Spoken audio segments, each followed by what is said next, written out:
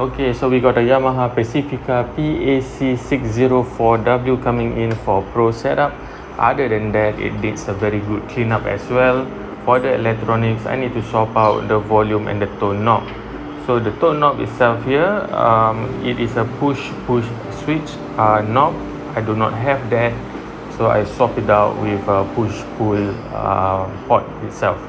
So for the electronics, apart from that, is also the cover plate is missing. I had to draft out the cover plate to actually make a 3D printed one. So yeah, you can see from the next pictures, it's actually the 3D printed drafting of the cover plate. Okay, pretty much that's it for this guitar. I see you at the end of the video. Bye.